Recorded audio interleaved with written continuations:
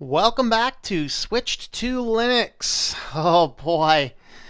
Oh boy. Oh boy. I'm glad I took a little break from the net neutrality and FCC stuff. Well, except last Friday. That was just fun. But I'll tell you that the battle is so heating up that I've actually made a decision to go against my core basis of running what I do on websites. I hate pop-ups, but I went ahead and enabled the pop-ups to alert people to the dangers of this on across my two major websites. And so um, if you go over to my Switch to Linux or our Walk in Christ website, then you will find the pop-ups there, which gives you the place to call your congressperson.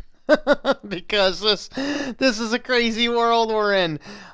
So we're gonna kind of go through here and delineate this. I'm gonna dispel a few myths in here, and I'm going to stand firm that net neutrality needs to stay exactly as it is, and maybe have a few fun solutions for us. So we're gonna go ahead and approach it from that. So with that, we're going to go ahead and start out with our comments. So greetings everybody who has made it so far. Albert, hello. Linux user, awesome. Haddock, greetings. Carbon programmer, hello. JJ Game, greetings. And yes, the end of the world is here. My cat is running around the house and up and down the stairs like a maniac. So I guess she's ready. Kitty, you do that sometimes, don't you? Yes, you do. Kitty's over here like watching me like, what? I like to run around. I'm fat. I want to run. JJ Game says the world is his internet. Hello, Ryan. How are you? These new net neutrality rules come in effect. Would we have to start making an alternative internet? I mean, ham radio still exists. I mean, of course, being as that the other thing the FCC did this week was remove the regulations about radio stations, and so companies can get in there and buy up the airwaves. So good luck with that too. I mean, I'd say we'd have to come up with something, but I don't know what it is. I mean, it's got to be something. Have to fall back to the rusty old 56K modem and start that IBM PC from the 80s and get BBS running so we can have some form of communication. It's, you know what? I mean, we're going to have to figure out if we can get on the Tor network and hide all of our communication hidden on, decentralized nodes across the internet. I mean, that's what we're going to have to do. I mean, I didn't even know if that would work, to be honest. It's kind of weird, but we'll talk about some of these things. I've seen some myths show up this week. We're going to dispel some of those. Let's see. I believe a good solution would be a peer-to-peer system that cannot be throttled. That is probably the thing that needs to happen the most. Probably one of the worst solutions now because the landlines cost arm and a leg. Yeah, that's the thing. And they rely on the copper infrastructure, which is not being replaced when it dies. And so that in and of itself is posing a challenge. Fully capable of taking over a cell tower and running alternative internet or broadcasting my own. That's probably what could work is people have actually done this. It's illegal. But what you can do is set up a series of small nodes that are wirelessly broadcasting on unused frequencies, and you can set up a small locality internet like that. That actually would work. It's highly illegal, unfortunately. So, I certainly wouldn't endorse it, but we're getting to these end of the world scenarios sometime, and I'm not necessarily being super facetious on that. Maybe just a little bit, but we're gonna get into this as much as I can. But maybe get a system like GSM, something, and run the internet from there. Greetings, Ignore My Chan. How are you? Peer-to-peer could not be throttled through peer-to-peer could not be throttled through digital means. Actually, it could. One of the very first things which the FCC had to step in on and fix was Comcast throttling P2P torrent clients. And so, yes, it's actually fairly easy to mess those up as well. And so it was kind of crazy. Let's see. Carbon programmer, doing good. All right. Tor could easily be throttled. Yes, Tor itself could be throttled. The access to the bridges could be throttled, unfortunately. Watching this, can't keep myself away from the channel. All right, IdealX. Cool. Since you can choose, yeah. Well, I mean, you can choose bridges, but unfortunately, you still have to have a bridge that goes from your ISP into the entry nodes, and that is the thing that can be blocked. Hello, UK Beast 89. Time to take a break out of the 50s tin cans to communicate. Yep. How old is Kitty? This kitty is... How old are you, cat? I think he's 7. Net neutrality, I'm sure I've heard this months and months ago. Yes, you have. Bridges are not as easily throttled to. All right. Other news, Google has now admitted themselves that they track users' location even when they have their devices are off. Yes, I'll have to read into that one. That sounds exciting. All right, so... Of course, as has been announced this week, you probably all already seen it, but the ruling is supposed to be out probably December 14th is the thought that they're going to vote. You know, right in between the holidays. This is the perfect time to announce the most controversial stuff because half the people disconnect from the world and start focusing on family times, and then of course the vote is right before Christmas, and everyone's like shopping, and until they can't get on eBay because net neutrality just happened. And that won't happen that fast, by the way. These things will pass, and they're going to keep business as usual for about 1 to 3 years. Business is going to be as usual. So everyone goes, see, no big deal. I don't know what all this ruckus was about. And then all of a sudden, one company is going to come down and just do something really crazy. And once that really crazy thing happens, and then we're going to have the snowball effect. Okay, the snowball effect is when one company starts doing data mining, and so every company looks at it and goes, hey, we can be mining data too. Let's all mine data. And then, you know, we saw the same thing with the styles on the web. What websites are to look at? This modern, flat, ugly UI. It's like one guy did this big modern, flat UI. It was like we're all going to do it. And then your phones all look the same, and everything all look the same. That's how it happens. It's going to stay status quo, status quo, status quo, status quo, and then all hell's going to break loose all over the place. That's what's going to happen. And so we are going to jump in. And first thing I actually want to do is I want to dismiss and dispel a thing that I saw so many times last night. I even pointed it out to some people, and then I did some research today because I like to make sure that we're doing things. I don't want to spread miscommunication. And so what we're going to do here is I'm going to show you an example of an article that has been going out about net neutrality that is false, and I'm going to explain why it's false. All right, so, and I've seen several of these. This is just the first one I found when I was looking today. Wired might have had one as well. I can't remember. But this is boingboing.net. And believe me, I don't know who boingboing.net is. It sounds a little bouncy to me. But I saw this series of pictures and tweets on several videos yesterday, and I want to say that this is a myth. Okay, so the theory is, of course, okay, guys, let's get the politics out of this and figure this out.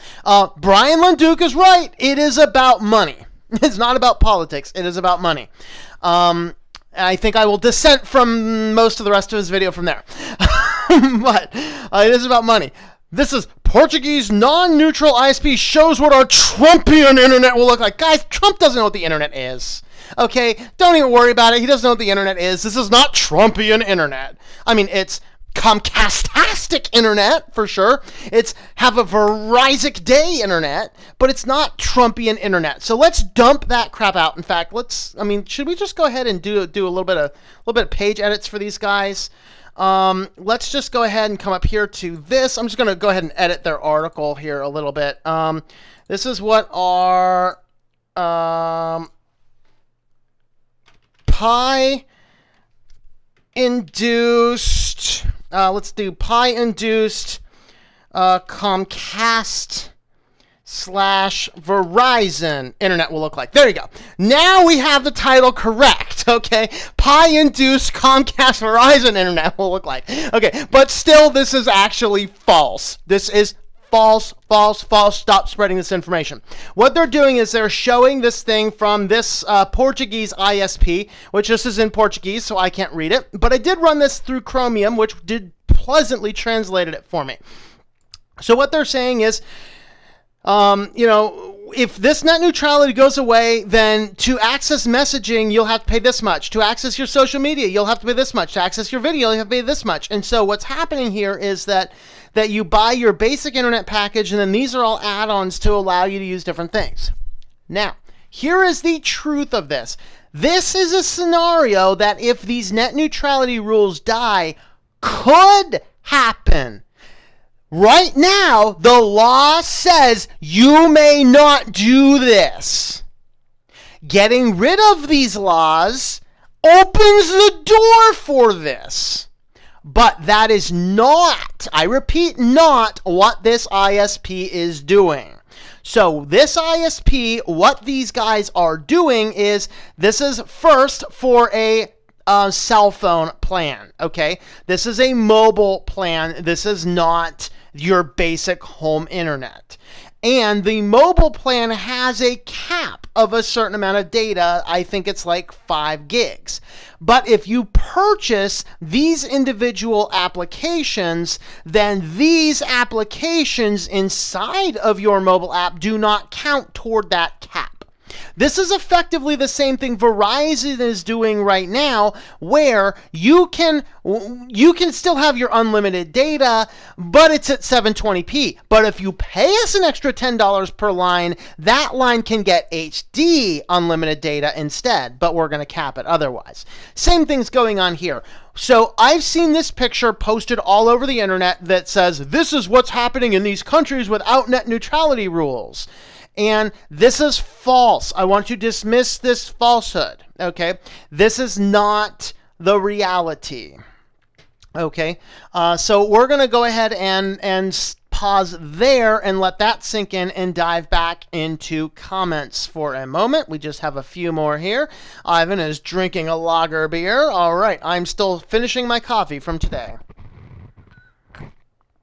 Card programmer, what about creating a web browser that encrypts your traffic so they cannot see where you are going? That is a fascinating question.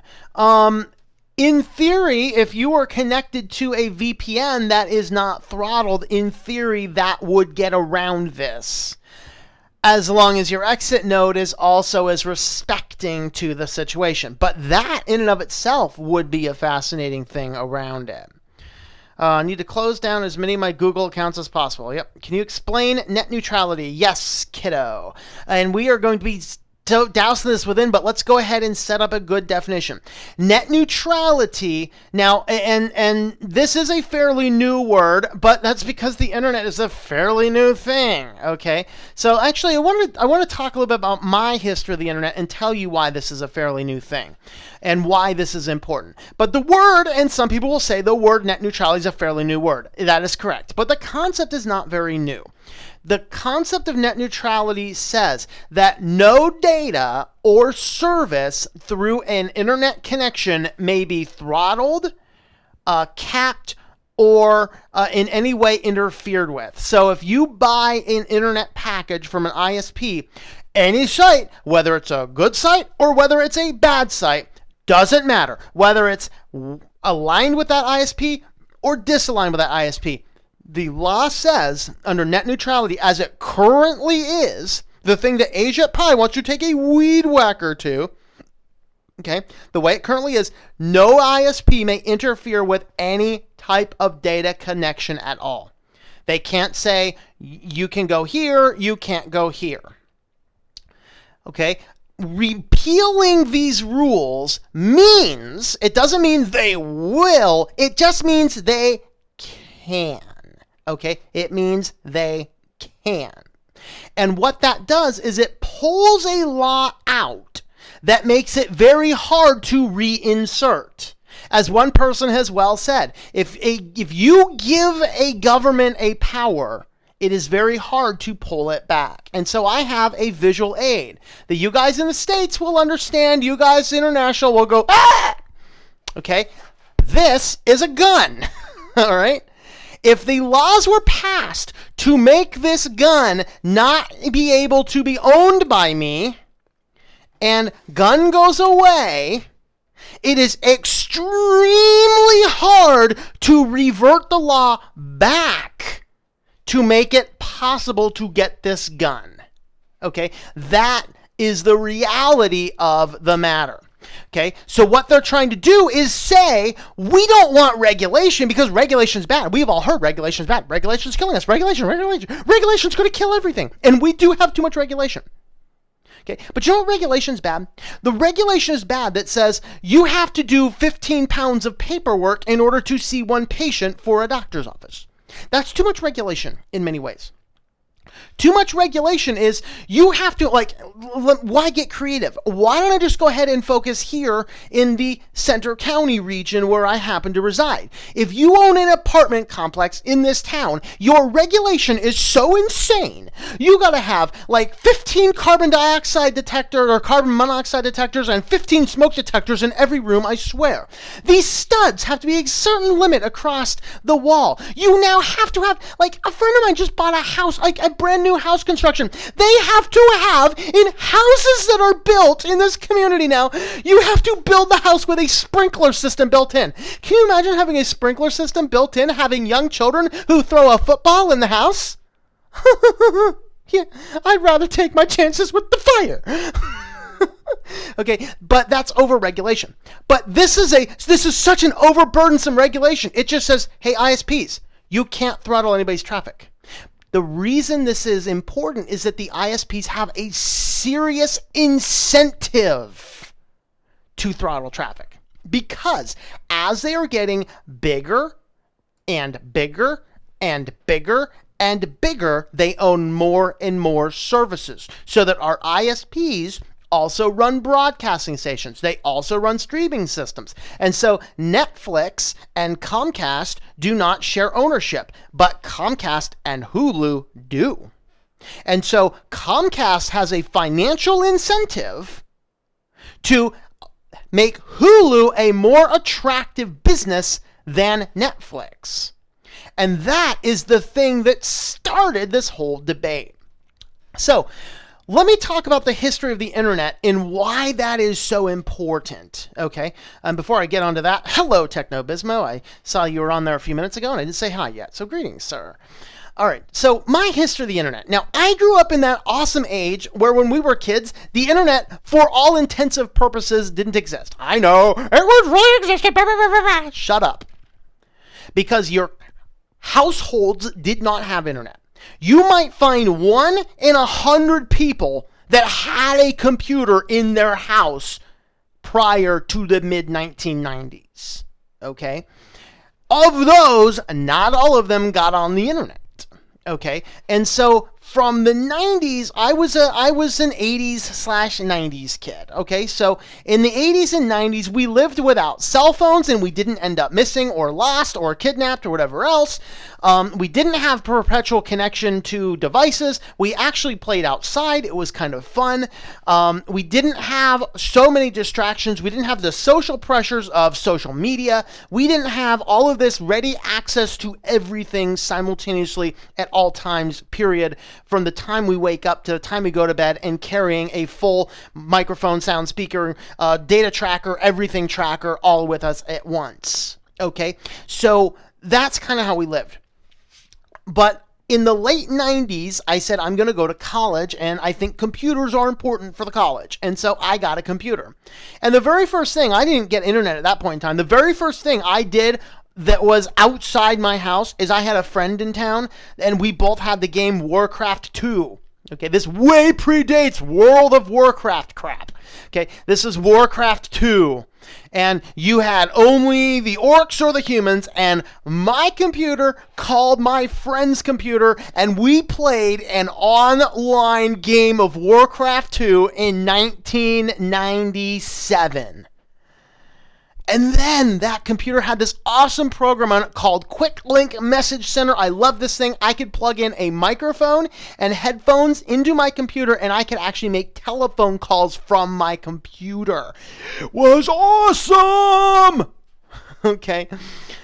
And then I got the internet I want to say it was 1998. I got the internet because I was in college and I kind of need to get on the internet sometimes, check my email sometimes. And so I have my internet address, and I wanted to be so cool that I didn't want to use Internet Explorer. And that was my choice, was Internet Explorer. So I wanted to download Netscape Navigator, which is a 15 megabyte file, not 15 gigabyte, 15 megabyte file. To download a 15 megabyte file back in that time took 4 hours. And so you connect to the internet late at night, you set the thing to download Netscape Navigator, and you go to sleep, and hopefully the download was successful in the morning. And in the morning, you could install Netscape Navigator, and you could be the cool kid because you are surfing the internet on Netscape Navigator instead of that pesky Internet Explorer. And that's what we did. And then I kind of kept dial-up until I think I started grad school, and dial-up was just, bills were too tight. I was a student, bills were too tight. I had T1 lines at work. Why do I need internet at home? I didn't, so I cut off the internet. It wasn't until 2005 that I bought internet again. And so I bought internet, and for the first time, it was a high-speed internet, which actually at that time meant like 5 Mbps. I mean, that was high speed. That was fast. And so as I went through and did all these things, what happened is I had the internet going, and doing the basic stuff, checking email from home, getting on websites. I did a little bit of blogging. I think I started blogging 2005, 2006, somewhere around there is actually when I started the Our Walk in Christ blog. And so, I was on the internet and doing a lot of things, but back then it was still fairly slow. Now, that was really the time when cable internet, DSL, anything more than a dial-up made it possible to actually get online, actually share music, for things like Napster to exist, for things like torrent clients to exist. These things, they existed in rudimentary forms, but it took a long time for them to get mainstream because the internet speeds for the average person. So in economics, we have this grid, and you have this early adopters phase, which is like less than 1% of the population. And then you get what is called a pre-knee phase, where it starts to kind of grow up, and we start to see exponential growth. And then we have the growth phase, and it's just exponential growth. It's getting to the point where like everyone has it. And then we have that fade out plateau where the only new people coming into it are the new people coming of age to buy it. Except for a few of your detractors that never really want it. So my brother does not own a cell phone at all, not even a dumb phone. He doesn't have one. He doesn't want one. Good for him.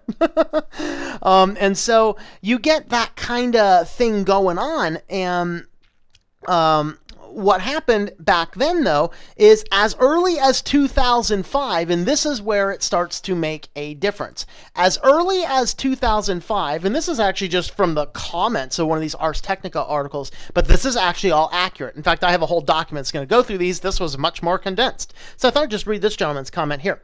2005, Madison River Communications was blocking VoIP services. The FCC put a stop to it. 2005, Comcast was denying access to P2P services without notifying customers. That was against BitTorrent.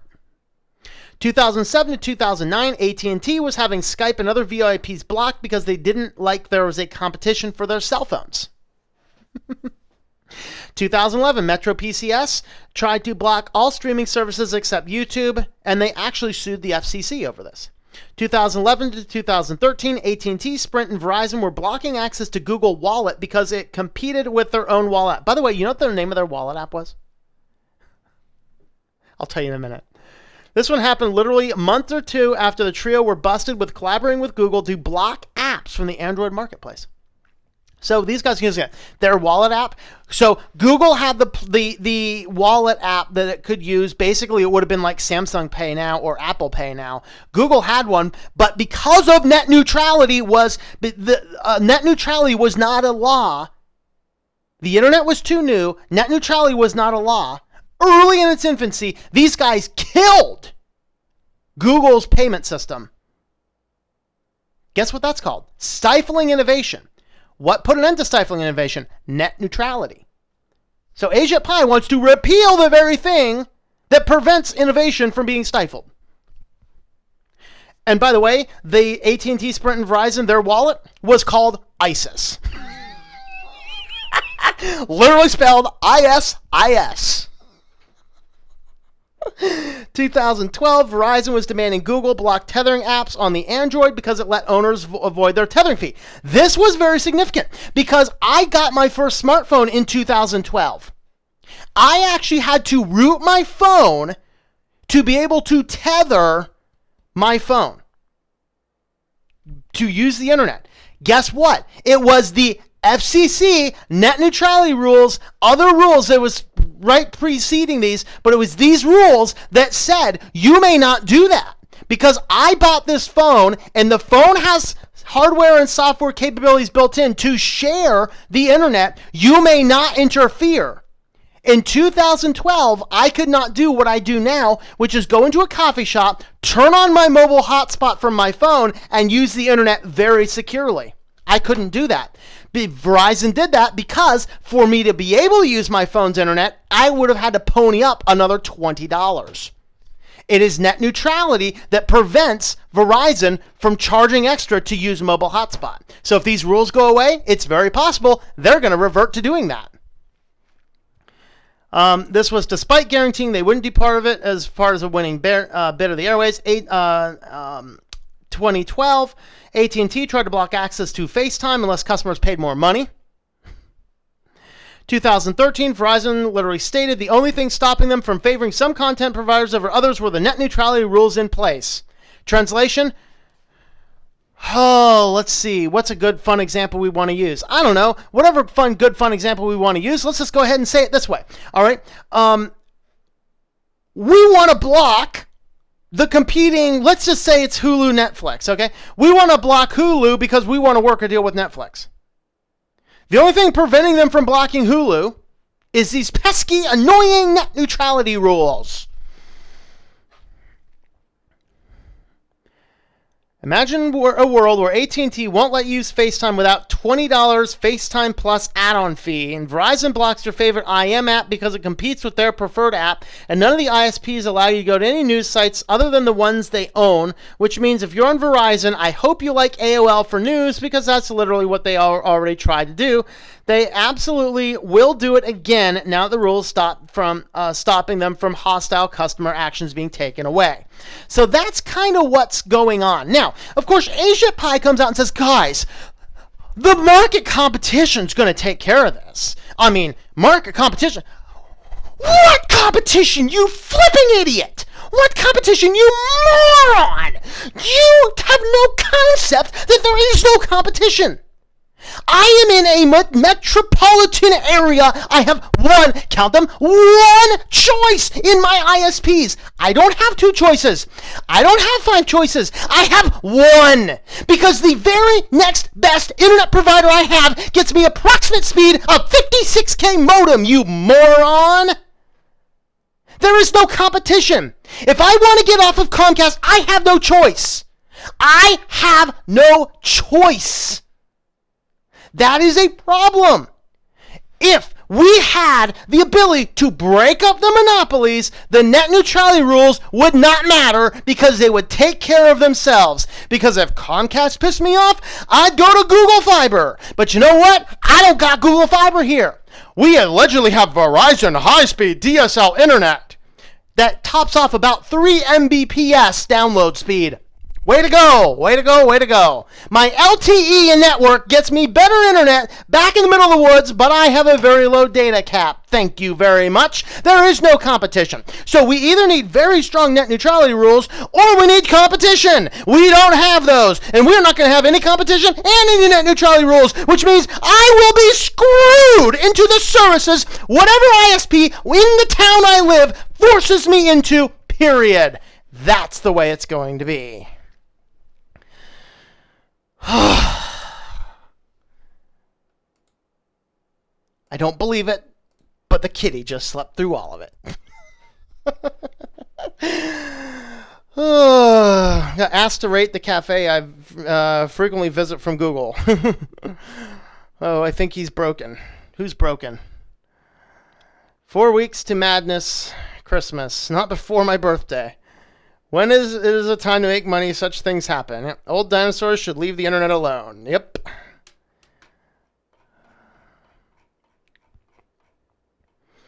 Old dinosaurs should. Okay, who is here from Brian Lenduke? I watched Brian Lenduke's episode. Okay, there would have to be a way to easily bridge peers to the network without throttling. How could that work? Can I have suggestions? See if there's even a possibility. I don't know. Heard he left OpenSUSE. Need to see his vlog after. Yeah, he's not left OpenSUSE yet. He is, his seat is up for re-election in January, and he is not seeking a renewal term. But he did leave all of the journalist places that he was working for. So he is effectively now he's sort of completely on his own. After he leaves OpenSUSE, he will be completely on his own. Didn't know you were streaming tonight. What a pleasant surprise. Yes, I do stream on Wednesdays at 7 o'clock. Waiting for the government to block VPNs. Yeah, they'll get there. Net neutrality. Protect the internet from the 14th century highway bandits who demand 5 gold pieces across the bridge. Monty Python definition, but effective. Nice. Musical Neptunian. That's, works. This completes almost take over the oligarchy. It does. It does. Absolutely. That's the problem is we have an oligarchy. The oligarchy plus the lack of net neutrality means the American consumer is about to get totally annihilated. Any suggestions about a non-throttle P2P system? Nope. Can it be stopped? I mean, the only thing we can do right now is so flood Congress and the Senate and the President's office with comments that says, tell the moron in the FCC to listen to the majority of the people who are voting. Okay? The only thing we can do is put pressure from higher than the FCC. That's Riz Congress's job to govern the FCC. Apparently, they're not doing it. Greeting Spider Eyes. Greeting Jan Lopez. Greeting Matt. And other Matt. Stuffing my face. Awesome. Everyone is overreacting to the net neutrality. No, we are not, Fonzie. We are not overreacting. Sky and Netflix have the monopoly. I had a walkie-talkie in the 1980s. That was super cool, man. Yep. War games come to mind. Better hope nobody called in that time. I'm planning to destroy my Facebook as soon as I'm done with my extracurriculars. Yep. Why not do it now? He probably needs it, actually. Greetings, Anna. How are you? If anyone says we need to throttle traffic due to more users and more sites has literally no idea how the internet operates. They're only repeating this crap the ISPs spew lies to us. Yep. There is a small amount of truth. Like, one of the things that caused, in some instances, some bad service between Netflix and that is because, Netflix realizes the first place it was really absolutely dominating what was over the internet with data, and it's not unlimited. I mean, it certainly is limited, but I'm not about to take a solid step on that right this moment in time, for sure. Throttling is a lie. ISPs need to update their infrastructure. Yeah. And that's the thing, They do need to update their infrastructures. And that's the thing is, because they have an oligarchy in place, they don't have to. Rather pay for more updated infrastructure. Why should they if net neutrality is destroyed? Yep, that's the thing. Now comes the bell curve. Yep. Daycare kids are gone. Now I'm in my pajamas. Awesome. Despise Facebook and want to get rid of it and restore my individuality. Facebook is cancer. I agree. I'm only use Facebook because of the extracurriculars. Reminded a few months ago because I have young children. Now I don't like the things on the online are getting. ISIS, that's the payment app. Yep. Spoiler alert, the name of the wallet was ISIS. Yep. Facebook has been deleted for about a year now. Yep. I'd like for them to have a chance to grow up without having full data profile made on them. Yep. ISIS, the explosive wallet. Surprised how often I see online people saying they have deleted or don't have a Facebook. I've never been on it, thankfully. Oh, so lucky. I regret using Facebook. Glad I did not give away some personal information. Yep. Oh, don't worry though. Well, actually, you're a minor, so they can't legally get a lot of the extra information from about you, but they probably do anyway. ISIS is a great group of mobile carriers. Using Facebook just makes me depressed. Well, actually, UK Beast, Facebook was actually experimenting with people, seeing if they could control emotions by literally they're trying to make some people depressed and some people happy. You might have been in the depressed group. Gab AI, great alternative to anti-white Twitter. I despise Facebook because of the grip it has on your life and the chance of getting employed and enrollment in universities. Yeah, then of course, if you don't have one, they're like, you must really have one. Who are you? What are you? Are you crazy? You don't have a Facebook account. Yeah, it's getting to that point where we have to have this stuff, or you're like, what are you, crazy? Like, no, I'm intelligent. I don't really want to give Zuckerberg all of my data. Fire. Australian government has announced that your Facebook opinions, even legal opinions, will be examined in all Oz visa applications. Yep.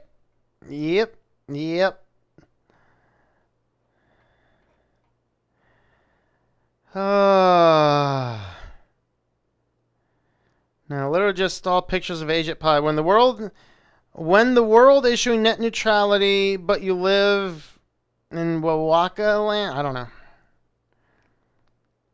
ADSL 5 Mbps plus net uncapped.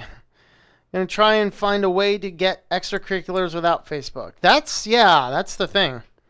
Why do you have Facebook? Spider Eyes? A lot of schools here in America absolutely require you to have a Google account, a Microsoft account, a Facebook account, and other crazy accounts. It is like absolute fear the rage of Tom. Around 40 pounds a month includes calls. Being an individual and JS is difficult because of the pressure to fit in. Yeah. CJ's used to screaming. Yep, there you go. Right, Kitty? You're used to screaming, huh? Yeah? All right. When Facebook was asking for lewd images of their own users, yeah. Can you imagine the guy being paid at Facebook to sit back in the Facebook corner, probably some dark room with a bunch of, never mind, we won't go there, looking at user uploaded porn all day long. What do you do? Oh, you work at Facebook. What do you do? Oh, I'm a porn screener. Okay. This first few minutes for here. Yeah. All right, Matthew. Awesome. Good evening, James. How are you? Gonna be happy the day when Facebook goes down. 2007, I decided to get internet. There's only been 2 providers, AT&T and Charter in my area, and they both suck. Yep, that works. You finally get rid of my Google accounts next to still be able to access the services on my phone. Nope, Kitty's running away. Oh, you're coming over here. All right. Kitty's coming over here. He's like, yeah, I'm going to get closer to this screaming nutcase. All right, let's see. Get rid of Google accounts next to still be able to access services on my phone. I'm not sure you have that option. It's just once you're done with high school, just delete that Google account and never go back to it again. And maybe delete the phone at the same time. I don't know. If I actually started a peer-to-peer network, I'd make it open source and have the official client to access the network based on IceCat or Firefox. Yep. Tor isn't peer-to-peer. It's easily throttled. It throttles itself. Actually, the new version of Tor is supposed to be a lot faster. I haven't played with it yet, but it's supposed to be faster. Employers are using Facebook to hire people, which makes my situation worse. Yep. Asia Pie should go FCC himself. Yes, he should. Yes, he should indeed. I'd also try to get a bridge-like system that can't be throttled easily, like Tox, in a way where no central server controlling. Yeah.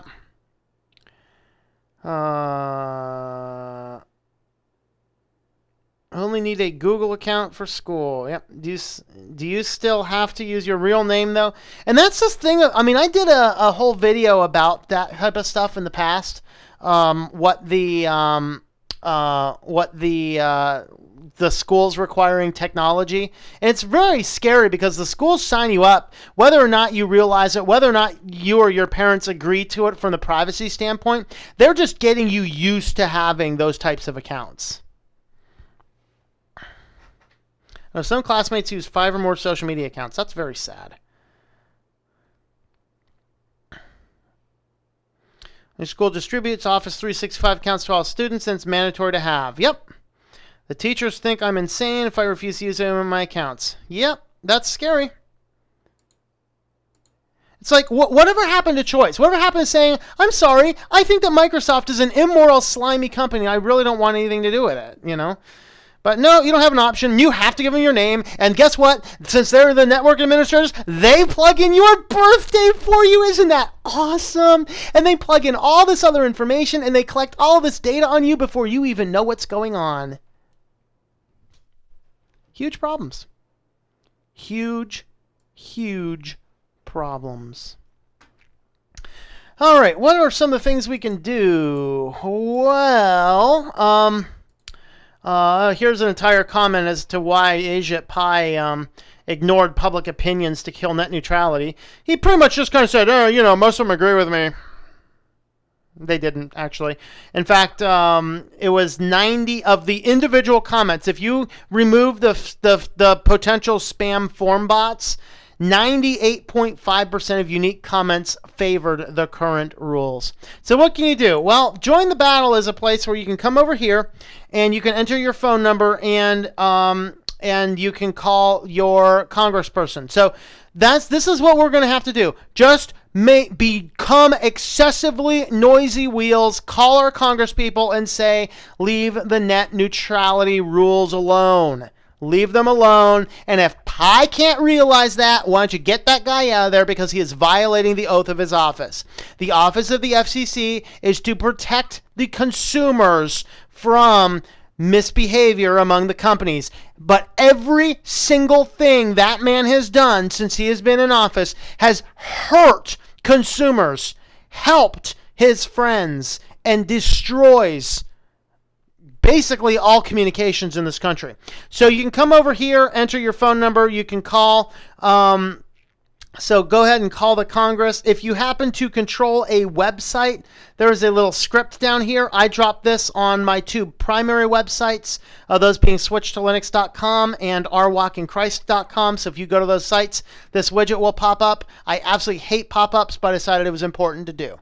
And so that's kind of what I decided to do. And so it'll give us one of these pop-ups if you go there, just to say, you know, I'm standing with this. And so that's kind of some of the things that we can do is we can call, you know, letting the FCC know isn't going to do anything, but letting Congress know, at least their job is supposed to be to regulate those lunatics, but I don't know if they're doing much of a job of it either. Oh boy. So of course, FCC is effectively, this is looking at FCC stonewalled investigation, net neutrality. So New York Attorney General, among several other attorney generals, wanted to have an investigation of the net neutrality comment fraud because legitimately a lot of people's real names were used and those people never authorized their name to be used. And the FCC didn't take very simple safeguards to prevent a very, very simple and amateurly designed bot to spam their comments.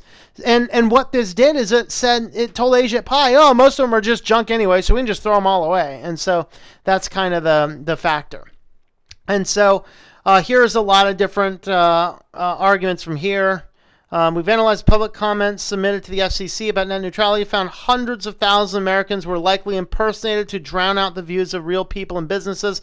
This is akin to identity theft on a massive scale. What did they do about it? Nothing.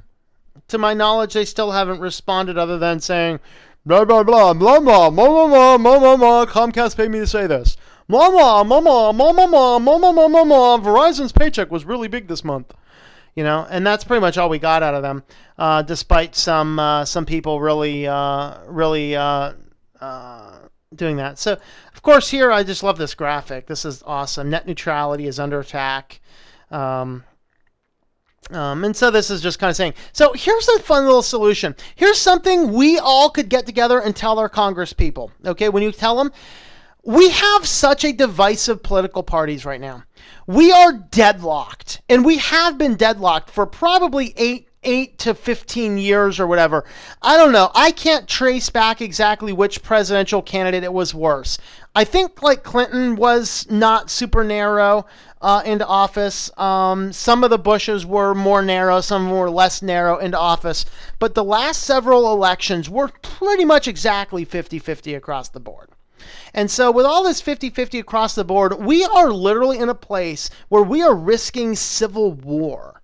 Because 50% of our society believes one way and 50% believes the other way, and there's no dialogue because everyone is so busy throwing around Democrats and Republicans and Trump and Obama. We need to stop that. And we need to get to the table and really discuss the issues without getting our panties in a tizzy.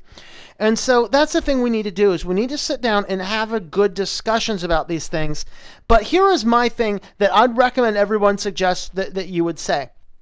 Call up your Congress people, call up your senators and say, we need an emergency placement put on the FCC. That anything the FCC passes has to be either a 5-0 or a 4-1 vote. Because every rule that I have seen come down, everything they have done that I have seen come down has been 3 Republicans here, 2 Democrats here, and nobody's getting a side on anything. And as long as we have a Republican majority, the Republican view was always going to get its side. And as long as we have a Democratic majority, the Democratic view is always going to get its side. And neither of one of those are good options. We need to abolish the concept of the parties, but what this would do, a 4-1 would say that now we actually have to have some degree of bipartisan agreement. Because as it is right now, everybody in the minority is getting steamrolled, everyone in the majority is getting everything that they want, and there is no tertium quid. And that's the thing that we need to overcome. We need to get to the point to where our laws make sense now. We are in an exact 50-50 split and we're too busy. But the reality is the news media wants us to be split 50-50. The powers that be want us to split 50-50 because as long as we're fighting amongst ourselves, we're not going to see the real issues. And as long as we can't see the real issues, we can't point out the real issues. And when we can't point out the real issues, the people in power get what they want. That's the reality. Try to use an alias on Facebook and Facebook does not let me use it. That's kind of scary. Try Bob Smith. Get your work onto a USB stick and transfer between your school. No, Spider Eyes. It has to go inside their Google account. So it has to go inside the Google Docs account. Which, did you see the fascinating thing this week? There was kind of like that accidental demonetization bug through YouTube. There's a bug that was accidentally spotting documents inside of your Google Docs folders and flagging them as inappropriate documents and blocking people from them and out of their accounts. That means that Google's looking at the contents of your documents, people. Trying to resist cursing and dropping F-bombs. Well, I appreciate that. You watch CJ all day long. You think you should model him out. Kitty, you want to be a model? I don't know where he went. He ran off. Teachers these days are largely mental feminists or homos. Homeschooling is the only moral choice. You know, Jim, I have a very funny story about that because I used to live in the middle of this desert, which was actually a very conservative place, but the school system there was so liberal, it was kind of crazy. And of course, they must not have paid their people well because one of the baristas there where I used to go get coffee. Now, this was a Hastings store. If you've never been to Hastings, it was the only place I knew of where you could buy Playboy and Bibles and stripper poles and rent movies in the same building. What? Literally, they sold stripper poles and Bibles.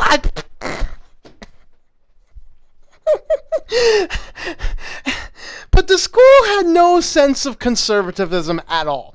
And so they would be too afraid of offending anybody. And so literally they had people there like now there was actually a documentary called American Math, and part of that documentary was set in this town I lived in.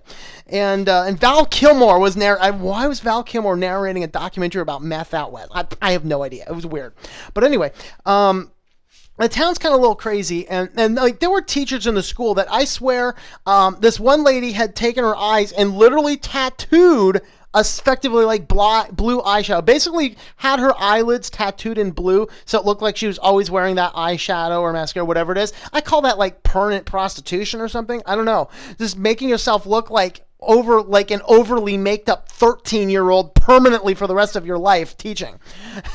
And so this barista, she had some tattoos on her wrists and piercings, more piercings than usual.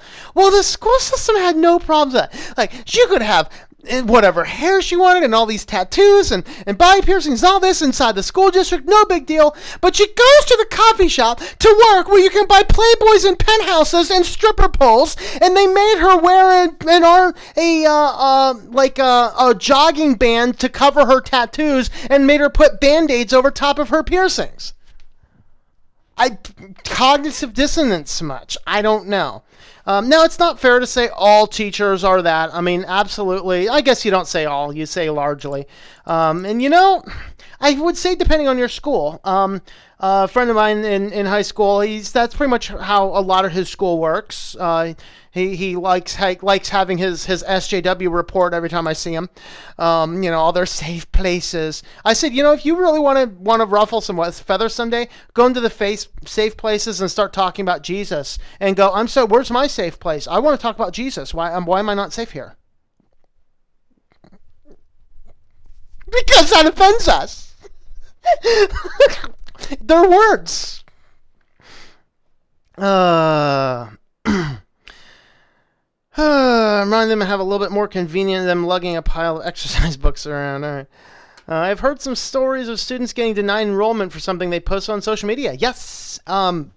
Was it Yale or Harvard? I think it was Harvard, and that was the irony of it all.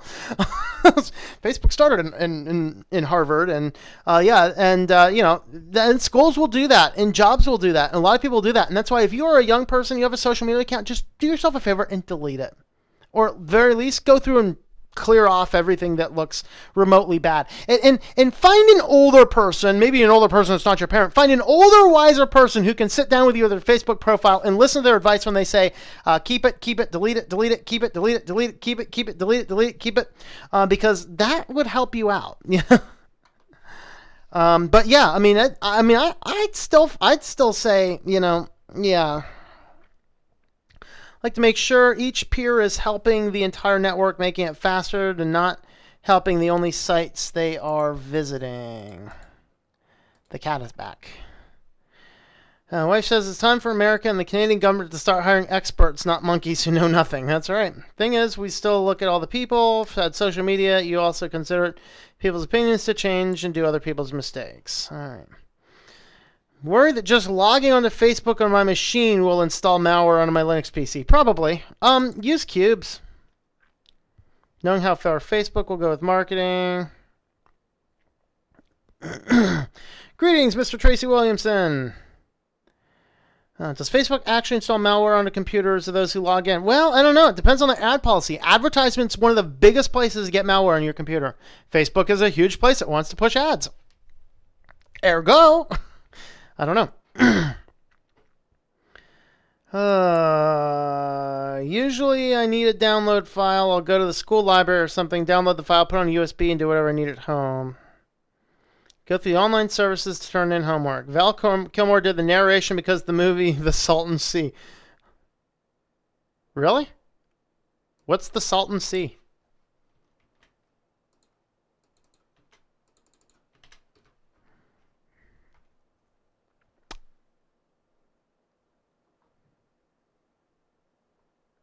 Oh, okay. Narration seas in California and mathematics. Okay, well, that makes sense. All right. Christians have a safe place. It's called church. No, we don't have a safe place. If you think that church is a safe place for Christians, then you need to walk. You know what I'm going to do? Just because of that comment, I'm going to give you a video to watch, sir. And if you guys do follow my channel, you know exactly which video I'm going to give him.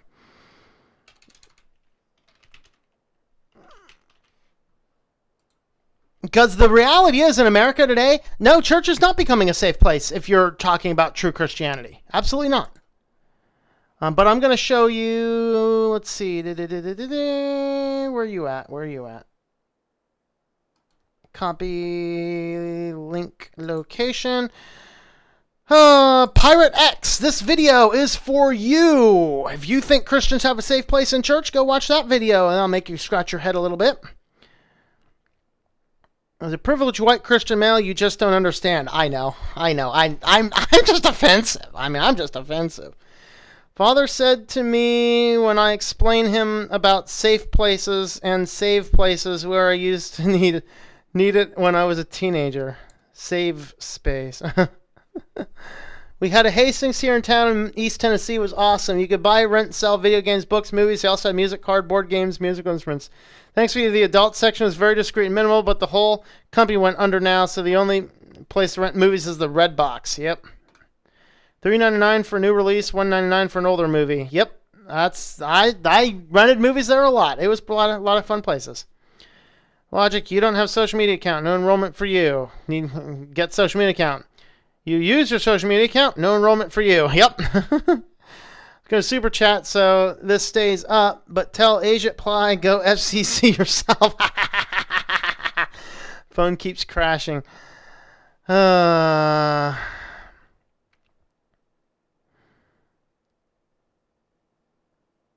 What is a true Christian? A true Christian, Pirate X, is a person who acknowledges that they are a sinner, that they are powerless over their sin, and that they believe that Jesus Christ came down as perfectly God and perfectly man, died on a cross for the sins, and those who look to him and believe to him as the Savior, their sins will be covered over in their righteousness, and they will be risen up in the final day to eternal life with God. That it would be what I would say as a true Christian. All right, let's see, what else did I want to talk about here today?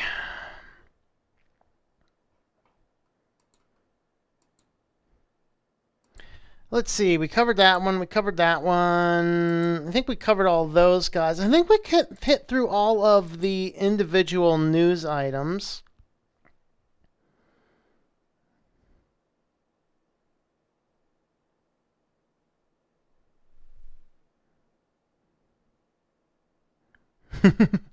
All right. Okay, why don't we go ahead and I'm going to look for something real quick here.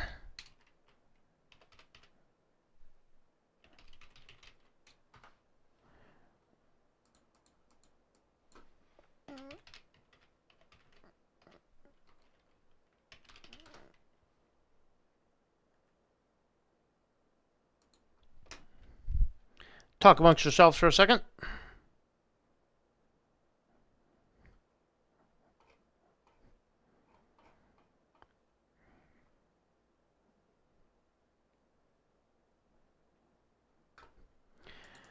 All right. I was hoping there would be more to this, or not. He said he was doing an article with his videos now, but this isn't exactly what I had in mind. Let's go ahead and respond real quick to Brian Lenduke's video, because this is one of the few times that I've seen Brian Lenduke's videos get so much hate. And let's go ahead and have a look at that. I'm going to look up the current like-dislike ratio real quick. Oh, look at that. That weirdo Murawski's live, talking about the last gasp of net neutrality. All right. Let's see. So as of right now, pull this video up, pause it so I don't go. No, I said pause. Thank you. All right. So as of right now, it did jump up to 129 likes and 90 dislikes. 1,000 views in the last, I think he put this up 2 hours ago or so. And this was one of the most controversial Brian Lunduke videos I think I've ever seen. And so let's talk about this and this, because I know some folks on the stream here right now jumped over there and commented over there, and I saw those comments. And so why is there so much hate on this one video? And why is he saying it's no big deal? I'm going to say, sorry, Brian, I think you're in the wrong on a lot of what you say, but a lot of what he says is right. Because boiling it down, yes, this is about money, but that's a dangerous thing. Okay, yes, DRM is very important. Now, I'm going to disagree in saying that net neutrality is not as important as DRM. Okay, DRM is bad, and I completely hate DRM, and I created the DRMosaur picture that it's awesome. And it is scary, it is bad. I have made a conscious decision that I want to consume as little content with DRM as possible, and I'd like to see DRM go away. That is my personal thought on the matter. But what he basically did partway through the video, about 2/3 of the way through, is he made a major logical fallacy, and I love debate, so I point out logical fallacies where I see them. He did a fallacy called a post hoc propter ergo hoc, which is a Latin phrase for after this, therefore, because of this. And he made a clip in here, and he says, Microsoft, Netflix, and Google stand for DRM. And Microsoft, Netflix, and Google stand for net neutrality. Since DRM is bad, his logic is net neutrality must also be getting rid of net neutrality must also be bad. Or I'm sorry, I kind of said the reverse that he said it. He basically says these guys want DRM and these guys want net neutrality. Therefore, since DRM is bad, therefore net neutrality is bad. That is post hoc propter ergo hoc. It is one of the names of one of the logical fallacies when you have discussion and debate. And what he did on that video is he basically turned it into a giant video saying net neutrality is not a big deal. We should be making a bigger deal about DRM. And I disagree, because DRM is bad. I hate DRM. It is horrible. I think that DRM destroys us as consumers just as much, and I've been just as vocal on DRM. They're both bad. Right now, we've kind of lost the battle with DRM. Let's not also lose the battle with net neutrality, because it is important that we keep this around. Okay? It is a bad thing that the Digital Millennium Copyright Act, Section 1204, says that you cannot, for any reason, break any type of encryption. And since EMEs and DRM built into browsers as encryption, you can't break it. It's a felony to break it, which makes no sense. Because if I have a DVD and I have the physical copy and I've bought it, I should be able to watch that in any medium I want, which means using available software to make a copy of that DVD digitally for my own personal use. But that violates the law. It doesn't violate the law to do that with a CD, because a CD is not encrypted, but a DVD is encrypted. And so it breaks the law. DRM is bad, and I hate DRM. And I agree with Brian that DRM is bad. DRM very well may be as bad as net neutrality. I will not go as far as to say it is worse. Because what net neutrality does, when combined, I guess here's where you can make the exception. DRM in and of itself is bad, but net neutrality in the hands of oligarchs is horribly bad. And that's what we have. If the rules go away for net neutrality, we are going to pull the rules for net neutrality and trust a bunch of unscrupulous, amoralistic people with our best in mind. They don't have our best in mind. They will do everything they can to extract every dollar out of us as people. And this is why Comcast, they keep on just doing everything they can possibly do to just make it so simple. Just store your credit card, auto bill, just auto pay. You'll have peace of mind knowing your bill is paid. So that they can sneak on that $10 a month modem rental fee. And since the vast majority, not everybody, but the vast majority of people who auto pay their bills, they don't check their statements. They don't check their statements. And so what happens is you could go 3 to 6 months down the line And 3 to 6 months down the line, you could look at your bill finally, like, why is this so high? You look at your bill and you realize that down the road, they have been adding stuff onto your bill. But there's this little tiny thing in fine print. It's not super fine print, but it's down here. And let me see, what can I do to block off any pertinent account information? If you can not read that, I will read that for just a moment. Let me just put that up on the screen. I realize it's not big, but that's that. And what that text says is important account information. Please call us if you have any questions regarding charges billed to your account. You have 120 days from the date of this bill to dispute any charges included on this bill. Okay, so if you don't check your statements and then you finally realize that, oh boy, Comcast has been billing me $10 a month for the last 8 months, you have no recourse. Because according to your bill that was in your email box, but you never opened it because whatever, you cannot dispute it any longer. And I have consensually recorded audio of a Comcast rep telling me there are back-end auditors who randomly find accounts, open them up, and add the modem rental fees. That they don't look at customer notes. The customer service team cannot contact these people, and the customer cannot call these people. These are unscrupulous. I can't say that word. What's the word I can say on this thing and keep it family friendly?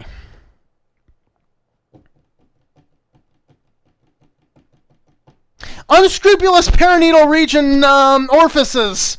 There you go. There you go. There you go. That's what we got.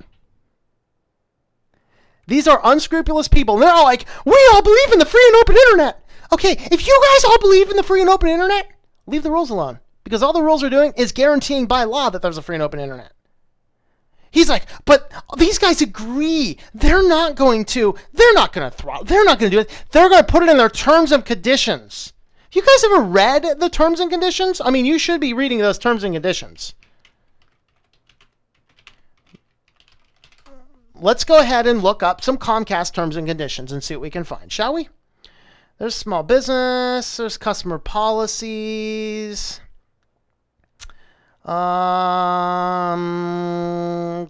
I'm just going to see if I can find terms and conditions down here.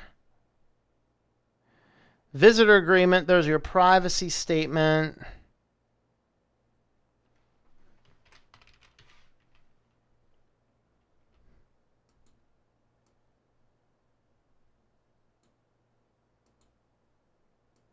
So it's buried inside one of these. I find the word terms and conditions in here somewhere.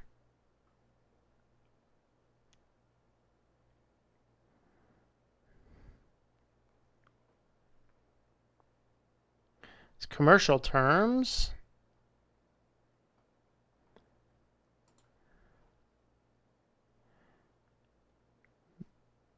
Voice terms. Okay. Additional voice terms. Privacy, automatic payments, terms and conditions, Xfinity Internet, acceptable use policy.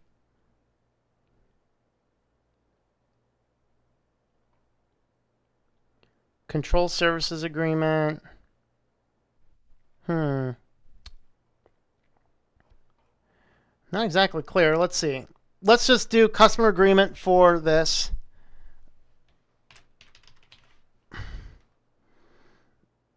So we may not modify any changes. You will be responsible for paying government fees. Let's see. We provide notice applicable pricing. Let's see. We provide you notice any change.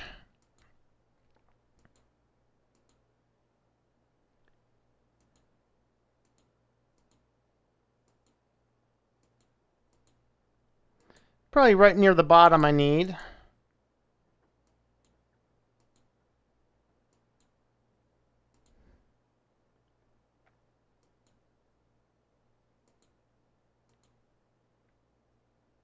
Notice method for changes to this agreement. We may deliver any notice concerning our relationship with you, including notice of change to this agreement in any one of the following ways as determined by our discretion by posting it on our website or any other website about which you have been notified by mail or by hand delivery of your premise, by email or by address, et cetera, et cetera.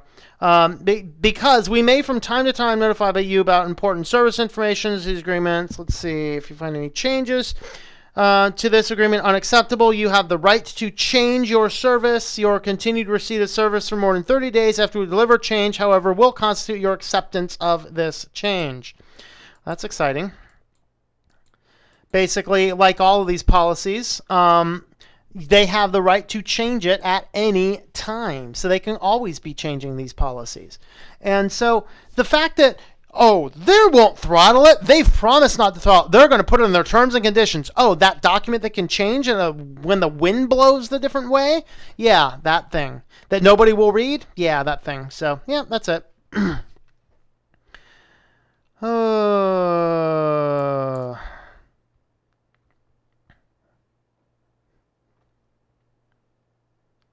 I've been using Linux Mint for a year. Nice.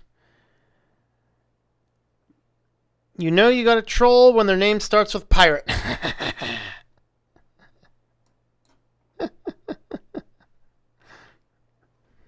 Hey, the Dread Pirate Roberts was awesome, man.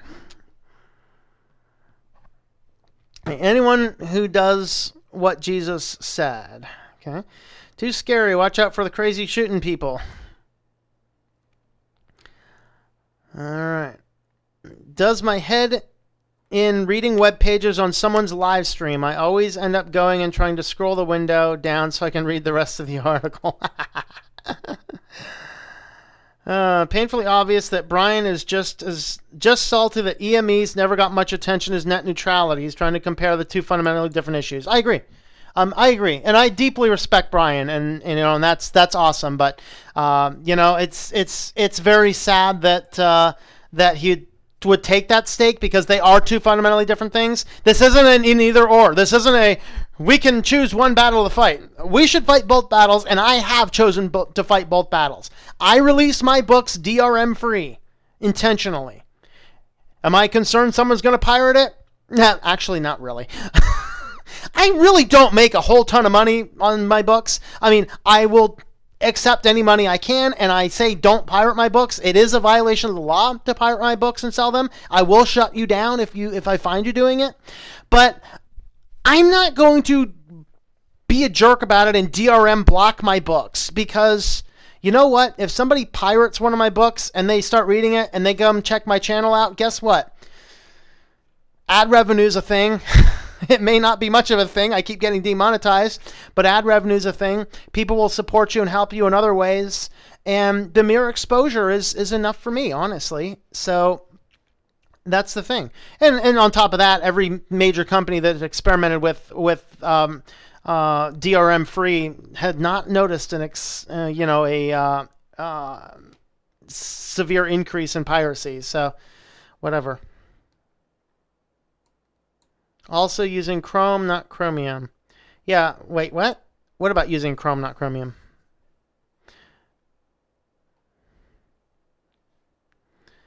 Okay, not to say I don't find DRM. I switched to WaterFox, especially because they removed EMEs. Yeah.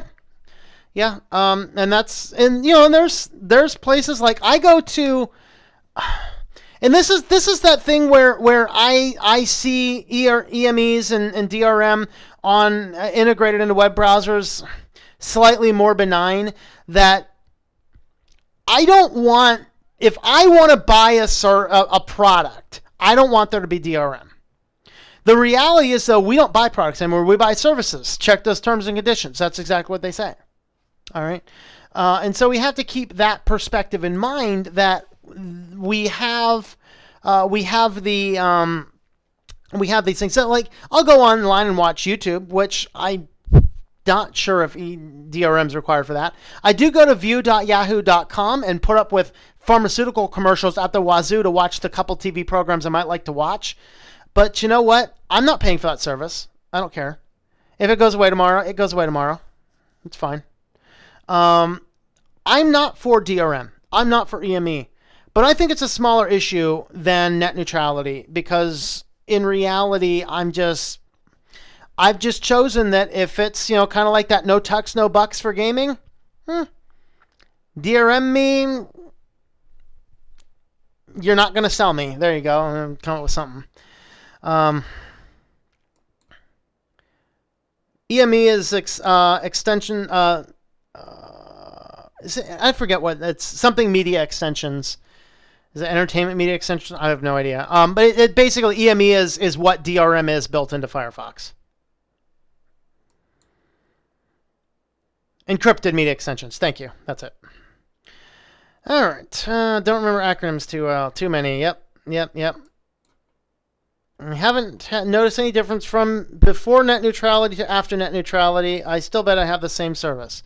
That's the thing is that adding net neutrality, you wouldn't have noticed it unless you were one of the fringe cases where they were caught. But every one of those instances we covered at the start of the show where they were caught, it took the FCC stepping in and saying you can't do that. And then that's what ended up leading to the full net neutrality, because Verizon challenged a ruling and the court said, well, as long as they're not a utility, then you can't necessarily make that ruling. And so they reclassified it as a utility. Why did they reclassify it as a utility? A utility is defined as a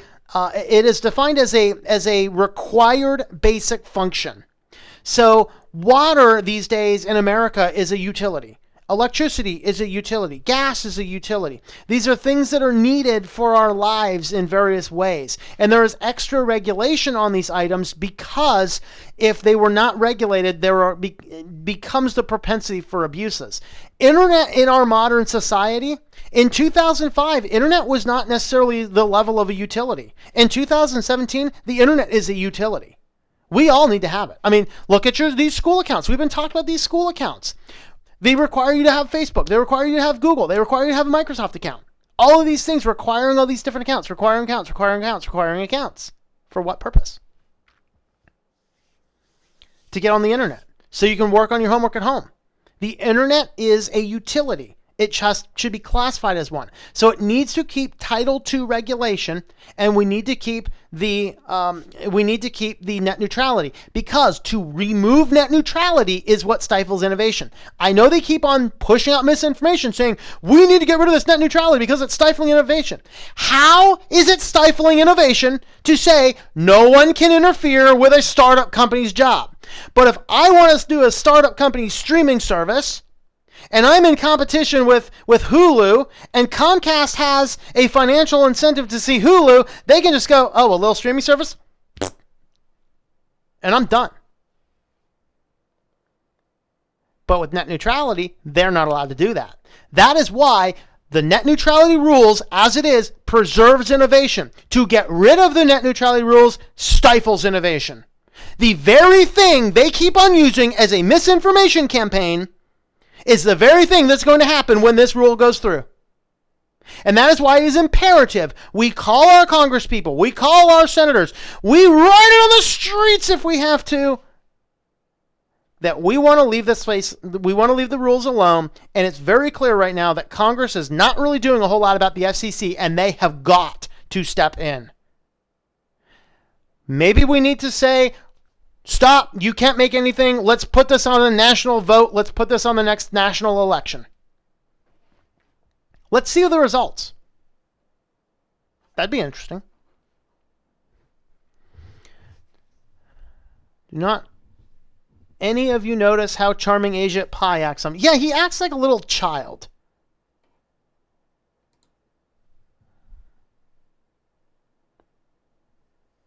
Internet needs a virus so bad it destroys the mainstream, and the only way you know how to fix it is to start from scratch. You might be right there, Josh. I don't know. Regardless of big or small scale, pockets can always be filled, and Brian is a pretty influential figure. Comcast propaganda. Imagine trying to change a contract on paper. Yep. And that's the thing. This is like 1984. Yep, our contract. Pull out the paper, rewrite this thing, resubmit it, you know. Oh, boy. Use greed to our advantage and purpose the rights to a micro-internet. Yeah, and then we'd find that some hillbilly comes out of East Texas and sues us for the copyright. I was going to have to pay a price for freedom of speech. Yes, you are. Pretty sure we could fork the internet if we really had to. Huh? Does YouTube use DRM? I have DRM disabled. I don't think it does, but I have no idea. Okay, the issue is everyone wants everything for free.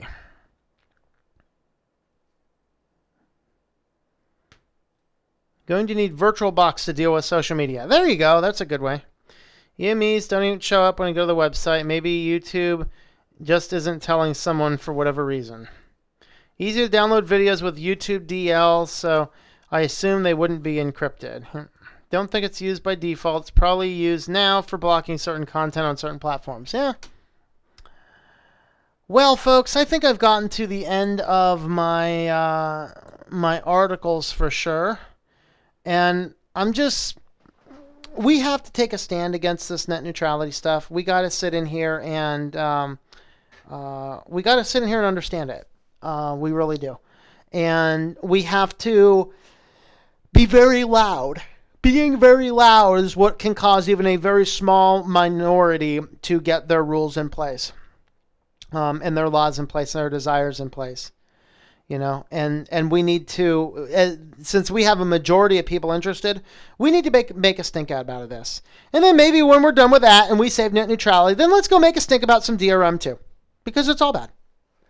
You know, we should make a stink to Amazon. I stopped buying Kindle books and stuff from Amazon. I still sell Kindle books over there, you know, because I realize it's a platform that some people will just keep using it. I mean, I realize that. But I personally have stopped because I want to buy a product when I buy it. When you buy one of the books from me, if you buy it directly from my site, or if you buy my books from PayHip, you are getting a copy of the file. That is not a locked copy. You can save that copy. I don't limit what devices you use to read that copy. That's how Amazon Kindle should be. I should not have to have my books locked by DRM and be locked into using their ebook reader to read my books that I just paid money for. I think if I buy a DVD, I think DRM is a bad thing on the DVD.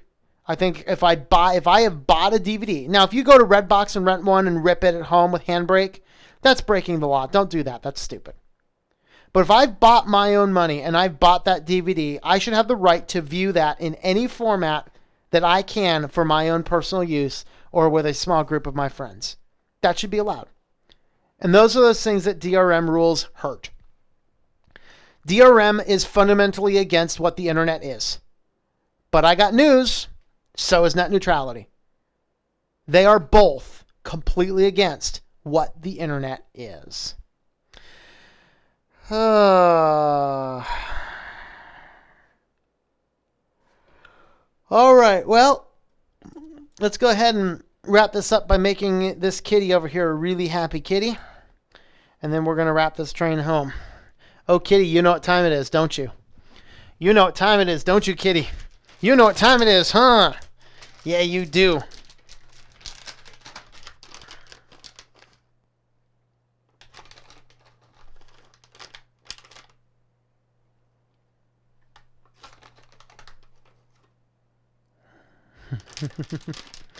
There you go. Yes. Yes.